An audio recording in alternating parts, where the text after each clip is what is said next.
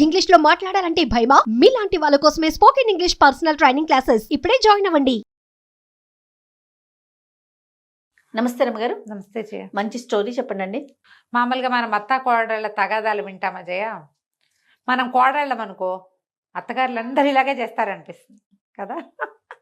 అదే మనమే అత్తగారు అయ్యామనుకో, ఈ కాలం పిల్లలతో పితపకాలం పితబుద్ధులు అంటాం. పాపిష్టి పిల్లలు. ప్రెసెంట్ మనం ఫస్ట్ వర్షన్ లో ఉన్నాం రమ్మగారు. అదే మీరు నేను కూడా. ఈ పిల్లల్ని సరిగ్గా పెంచలేదు, పిల్లల పెంపకాలు బాగోలేదు, ఆ తల్లి ఉండకు బుద్ధి లేదు, ఇలాంటివి తిట్టేస్తాం. నానా మాటలు అంటాం. తల్లుల పెంపకం అలా ఉంది, అంతే కదా. అంతే. అదే మన పిల్లలు సరిగ్గా లేరనుకో, మన పిల్లల ఫ్రెండ్స్ సరిగ్గా లేరంటాం. ఆ జతలు మంచివి కాదు, అందుకని ఇలాంటివి వచ్చినాయి. వాళ్ళు ఎవరితో జత కట్టి ఇలా ఇప్పుడు పక్కన వాళ్ళ మీదే పడతాం. మనం కోడళ్ళుగా ఉంటే అత్తలది తప్పు, అత్తలుగా ఉంటే కోడళ్ళగా తప్పు కదా. అంతే అంతే. ఒక కథ చదివాను జయ, భలే ఇంట్రెస్టింగ్గా ఉంది, నాకు నచ్చింది. ఒక ఊళ్ళోట ఓ శాంతమ్మ గారు ఉన్నారు. ఆయనేమో ఒక సూరపరాజు గారు, మంచి సంపాదన పరులు, బాగా ఆస్తి స్వాస్తి ఉన్నాయి. ఈవిడ ఒక మాట, ఒట్టి ఒక మాటకి 10 మాటలు, 10 మాటలకి 10,000 మాటలు అనే రకం ఆవిడ. కయ్యానికి కాలు దూతుంది, ఏ చిన్నది వచ్చినా విసుకుంటూనే ఉంటుంది, రుంజుకుంటూ ఉంటుంది, పైకి అనేస్తుంది, నీదే తప్పు అంటుంది, మీ వాళ్ళందరూ ఇంతే అంటుంది, నీలాంటి వాళ్ళు ఎంతమందిని చూడలేదు అంటుంది, నేను ఇంత పనికి తెలుసు, మీ అమ్మ కూడా ఇంతే అంటుంది. ఇక ఇన్ని రకాలుగా అనే ఈ మామూలు కోపిష్టిది కాదు. ఇలా ఉంటే వాళ్ళని ఆపలేక మొగుళ్ళు ఊరుకుంటారు, పిల్లలు నోరు మూసుకూరుకుంటారు చెయ్య, వదిలేస్తారు కదా. ఇక వాళ్ళు భరించలేక, వాళ్ళ నస భరించలేక వదిలేస్తే పోతుంది. ఆమె పొట్లాట పడిపోతారు అమ్మగారు, ఇలాంటి వాళ్ళు పడిపోతారు. ఇలాగే జరుగుతుంది. ఎంతమంది ఉన్నారమ్మా ఇట్లా. అవునండి, ఎంతమందో. ఎక్కడికో వెళ్ళాం జయ, ఇప్పుడు చెప్తా. ఎక్కడికో వెళ్ళాం, ఆవిడెవరో ఫోటో అడిగారు మిమ్మల్ని. ఫోటో అడిగితే ఏమైనా ఫోటో తీసుకొచ్చా అన్నారు. వద్దమ్మా దేవాలయం, మీరు ఇచ్చేదండి మేమే తీసుకుంటాం, మీ ఫోటో ఆమె తీసేసుకుంటారు. వద్దండి వాళ్ళు ఎవరికి ఇవ్వలేదు, మీరు కూడా తీయకండి అమ్మా. ఆయన దేవాలయంలో ఉన్నారట అంటే ఏం పర్వాలేదండి, పర్వాలేదంటారు. ఏం పర్వాలేదు ఏంట, మా గుళ్ళో నాకు ఇష్టం లేదు, దేవాలయంలో నన్ను ఫోటోలు తీసుకోవటం ఏమిటి, నేను భరించలేను దాన్ని, బయటికి వెళ్ళాక తీసుకుందామని చెప్తాను చెయ్య చాలా మందికి నేను.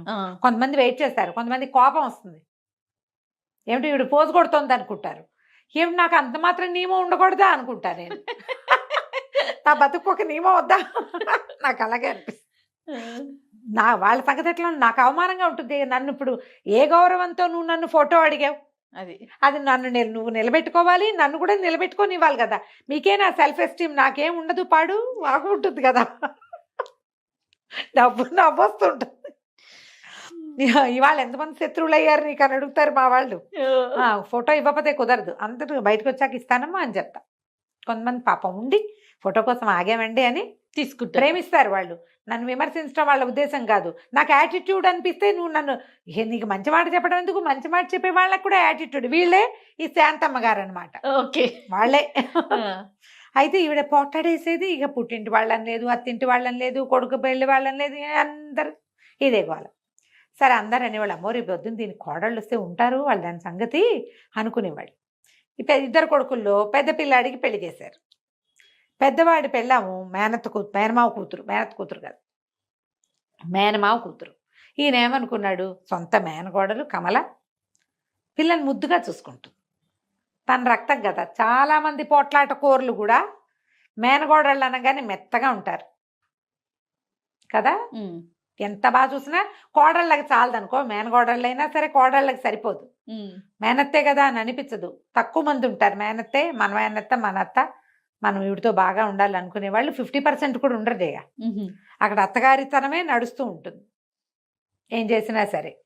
సరే బాగుంటుంది అనుకుంటే ఇక మేనగోడల్ని కూడా ఆవిడ వదల్లా, అన్నిటికీ కసిరేది, కేకలేసేది, తిట్టేది, మీ అమ్మ ఇంతేననేది, నువ్వు ఇంతేననేది, ఏదో అనేది అనేది అనేది అనేది విరక్తి పుట్టింది దానికి, ఆ కమలకి, ఆ పిల్లకి విరక్తి పుట్టి, నేనుండను, నేను రాను, వేరు కాపురం పెడితేనే వస్తా, నన్ను తీసుకురావడానికి రా, నువ్వు మీ అమ్మ దగ్గరికి అయితే నేను రాను బాబా అని మొగుడికి చెప్పేసింది, వెళ్ళిపోయింది. ఏం చేస్తారు, ఆలోచించి ఈయన పెద్ద పిల్లాన్ని బయట పెట్టడం ఇష్టం లేదు, వ్యాపారం అంతా కలుసున్న వ్యాపారం, ఇవాళ ఇల్లు వేరైతే రేపొద్దున వ్యాపారాలు వేరైపోతాయి.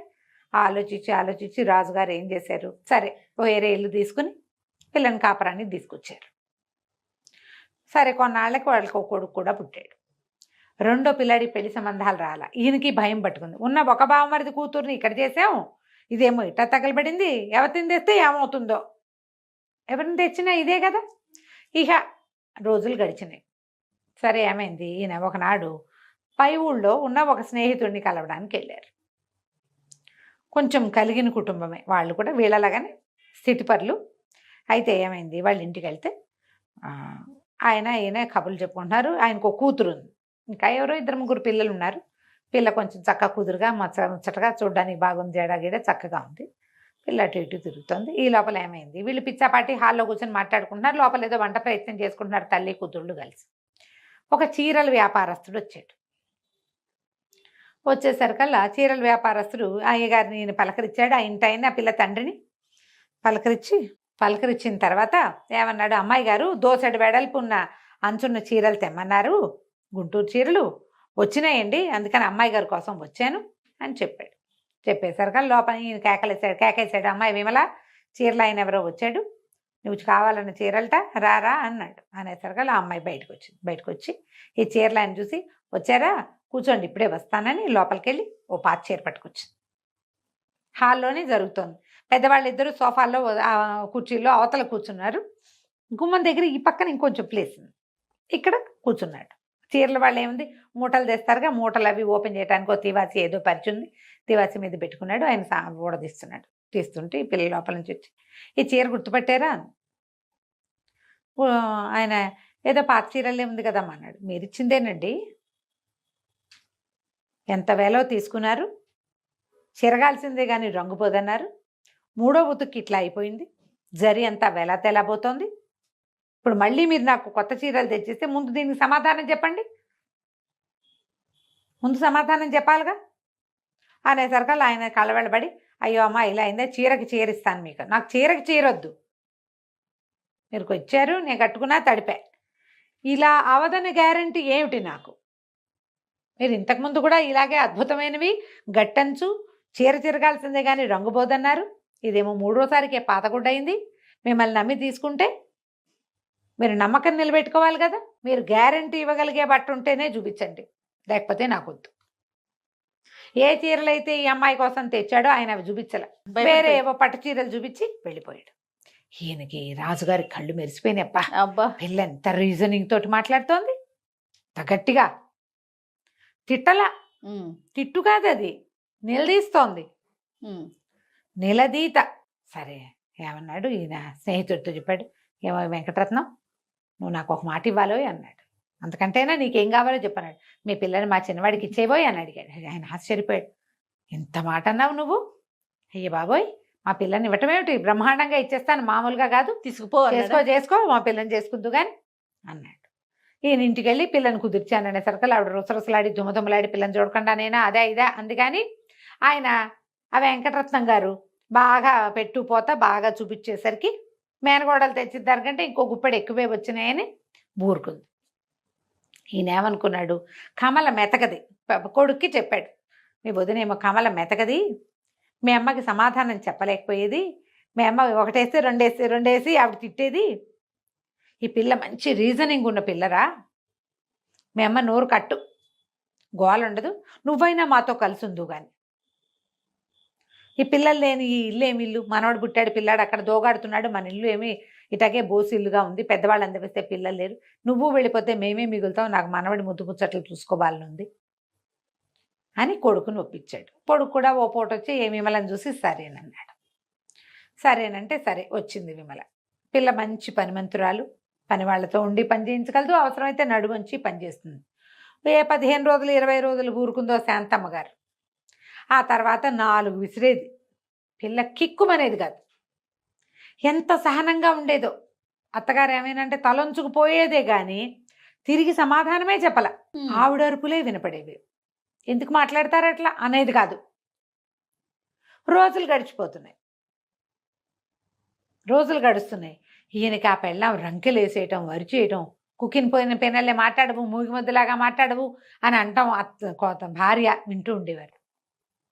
ఇప్పుడు ఏంటి పిల్ల తెలివిగలది, మాటకి మాట అనగలదు, బోల్డంత రీజనింగ్ ఉంది, నిలదీసే సత్తా ఉన్న పిల్లని చేసుకుంటే ఇది ఇట్లా నోరు మూసుకుని తిట్లు తింటోందే. రేపు నాటికి ఎప్పుడో అప్పుడు కొడుక్కి విసుగుపుట్టినా దీనికి విసుగుపుట్టినా బయటికి వెళ్ళిపోతారు. మళ్ళీ ఒంటరి ఇల్లు సంప్రాప్తం అవుతుంది, పిల్లలు లేని ఇల్లు. ఏం చేయాలో తెలియలే. ఒకనాడు ఏమైంది, శాంతమ్మ గారు గుళ్ళో పురాణం ఉందని వినడానికి రోజు వెళ్తుంది. ఆయన ఏం చేశాడు, రోజు వెళ్తుంది, ఇవాళ కూడా వెళ్తుందని ఇంటికి వచ్చాడు దుకాణం నుంచి. ఆవిడ వెళ్ళిపోయింది గుళ్ళోకి. ఈయన కోడల దగ్గర కూర్చున్నాడు, కేకలిస్తాడు. కేకేసి మంచినీళ్ళు తెమ్మంటే ఏదో పలహారం తెచ్చింది, మామగారి దగ్గర విసనకర్ర పెట్టి చుట్టూ కూర్చుంది. ఈయన అడిగాడు, ఏమమ్మా నువ్వెంత గట్టిదానివి, ఆ రోజు నువ్వు బట్టల వ్యాపారస్తుడు నేను నిలదీసిన విధానం చూసే కదా పెళ్లి చేసుకున్నా నేను నిన్ను చేసుకున్నాను. మీ అత్తగారు అట్లా నోటికొచ్చినట్టుగా చెలిగి పారేస్తుంటే నువ్వు నోరెత్తకుండా ఉంటావేమిటమ్మా, ఇంత సహనం ఎక్కడి తల్లి నీకు, వెధవ 2 రూపాయలు పారేస్తే వచ్చే చీరకి అంత నిలదీస్తువి, ఎందుకమ్మా మాట్లాడవు అన్నాడు. అనేసరికల్లా అమ్మాయింది, అది కాదండి మావయ్య గారు, వ్యాపారస్తుడితో మనకి వ్యాపార సంబంధాలు అవి, మన డబ్బు దానికి తగిన ప్రతిఫలం. మనం ఒక వస్తువు కొన్నామంటే దానికి తగిన డబ్బు ఇచ్చుకుంటాం, మన డబ్బుకి తగిన ప్రతిఫలం చీరలోంచి రావాలి, వస్తువులోంచి. అది సరిగ్గా లేకపోతే మనం అడగాలి. నేను అందుకని అడిగాను. ఇప్పుడు ఇక్కడ నన్ను నానా మాటలు అనేది మా అత్తగారు, నా భర్తకి తల్లి, మా ఇంటి పెద్ద ముత్తైదువు. నేను ఆవిడని ఏమంటాను? ఏమైనా అంటే ఇప్పుడు వ్యాపారస్తుడు వాడు కాకపోతే ఇంకోటి వస్తాడు, ఈవిని తిడితే నాకు ఇంకో అత్తగారు వస్తుందా? తిరగబెడితే ఏముంది, తెగిపోతుంది. అక్కయ్య ఎట్లాగే కదా తెంపుకుని వేరే చోటకి వెళ్ళిపోయింది. నేను కూడా తెంపేస్తే ఎంతసేపు అనటం, అనగలిగి ఉండి ఎందుకంటే లేదంటే తెంపేస్తే తెగిపోతుంది. ఏదో 4 మాటలు ఉంటుంది, పెద్దది, మా అమ్మ అయితే ఊరుకోనా నేను, అందుకనే ఊరుకుంటున్నా. ఏం చెప్పాలో తెలియలే ఆయనకి. సరేనమ్మా నీ ఓపిక, సహనమంతరాలివి. సరే భార్య వచ్చింది, కాసేపటికి వచ్చాక ఆవిడ లోపలికి వచ్చి కూర్చుంది కామ్గా. ఏమండి దగ్గరలో మంచి రోజు ఏముందండి అని. నాకేం తెలిసే, నీకంటే మంచి బాగా తెలుసా నాకు అంటే, కాదండి ఒక మంచి రోజు చెప్పు. ఇప్పుడు ఏం చేస్తావు నువ్వు, ఏ శుభకార్యం చేయబోతున్నావు, ఎవరిని తూర్పార పట్టడానికి ముహూర్తం కావాలి నీకు అని అడిగాడు. ఎవరితోట తగాదా పెట్టుకోవడానికి ముహూర్తం కావాలంటే, కాదండి పెద్ద అబ్బాయిని కోడల్ని మనవడిని ఇంటికి తెచ్చుకుందాం మంచి రోజు చూసి అన్నాడు. అనేసరికి ఏమిటో నీకు ఇలాంటి బుద్ధి వచ్చింది అన్నాడు. ఏం చేయనండి, గుళ్ళోకి వెళ్ళా, ఇవాళ పురాణం లేదుట, ఇంటికి వస్తే వాకిట్లో కోడలు మీరు మాట్లాడుతున్న మాటలన్నీ వినపడుతున్నాయి, అక్కడే కూర్చొని విన్నాను, ఆలోచించుకున్నాను. ఈ పిల్లని చెడగొట్టుకుంటే నాకు మంచినీళ్ళు పోసే దిక్కు కూడా ఉండదు, అది ఊరుకుంటోందని నేను రెచ్చిపోతున్నాను. ఆ కాస్త తీరాక ఇంకేముంది అనేసరికి ఆయన మెచ్చుకున్నాడు. పిల్లలు ఇది కదా కరెక్ట్గా సరైన ఆలోచన. కోడళ్ళ శాంతమే అత్తగారులకి ఒక్కొక్కసారి ఆహారం కింద ఉంటుంది. అత్తగారి శాంతము కోడళ్ళకి అలాగే ఉంటుందమ్మా. తెంపుకుంటే ఎంతసేపు, ఏ బంధమైనా తెంపేస్తే ఎట్లా పోని నువ్వు తెంపేస్తావు, అత్తగారు తెంపేస్తుంది అనుకుందాం, కోడలు తెంపడం గురించి కూడా మాట్లాడదాం. అత్తగారులు తెంపేస్తారు కోడళ్ళతోటి, చిచ్చిపో నా ఇంట్లో ఉండటానికి వీల్లేదు. అదేమో నీ కొడుక్కి పెళ్ళాము, నీ మనవలకి తల్లి, నీ ఇంటి దాన్ని సంపదని పంచుకునేది, ముందుకు తీసుకెళ్ళేది. ఎట్లా తెగిపోతుంది ఆ బంధం, తెగదు. పోనీ నువ్వు అత్తగారితో తెంపేస్తావు, కోడళ్ళు తెంపుతున్నారు కదా ఇప్పుడు ఈ కాలం అదే కదా, అత్తగారితో తెంపేస్తావు. అది నీ మొగుడేమో అత్తగారు కన్న కొడుకు, నీ పిల్లలేమో అత్తగారి మనవలు, నువ్వు అనుభవించేదేమో అత్తగారి వంతుకొచ్చిన ఆస్తి, నువ్వు పెట్టేదేమో ఇంటి పేరు అత్తగారింటి పేరే. నువ్వైతే మీ నాన్నింటి పేరు ఉంచుకోగలవు కానీ నీ పిల్లలకి మీ నాన్నింటి పేరు పెట్టలేవు కదా, పెట్టలేవుగా, మొగుడింటి పేరే పెట్టాలి. అంటే అది ఎవరిది, అత్తగారిది కదా. ఎక్కడ తెగుతుంది జయ ఇది, అస్సలు ఎందుకు ఆలోచించరో నాకు అప్పటికీ అర్థం కాదు. ఆవిడ నన్ను అలా అంది ఇలా అంది అంటారు. మీ అమ్మ అంటే మీరేం చేస్తారు, నీ కూతురు పోట్లాడితే నువ్వేం చేస్తావు, 2 ఆలోచించుకోండి. పెద్దవాళ్ళు ఇది నా కూతురు లాంటిదే, నేను ఎట్లా ఓ ఇంట్లో దీపం పెట్టడానికి వచ్చానో ఇది కూడా నా ఇంటికి అలాగే వచ్చింది అని ఆలోచించాలి. కోడళ్ళు ఈవిడే మా ఇంటికి కులదేవత, నా మొగుడికి తల్లి అని ఆలోచించుకోవాలి. ఒక్కోసారి ఆలోచించారు జయ బ్రహ్మ రాక్షసులు అయిపోతారు మనుషులు. ఏ హక్కుల కోసం వాళ్ళు పోరాడతారో మనకు అర్థం కాదు. అవునండి, ఆ హక్కులు లభించాక ఇంకేముంది, అంతే కదా. లభించకపోయినా నువ్వు మనిషివే, లభించినా నువ్వు మనిషివే. తెంపేసుకుంటే తెంపేసిన వాళ్ళు అవుతాం, అంతే కదా. ఇలా ఆలోచించి చూడండి. చాలా బాగుంది రమ్మగారు.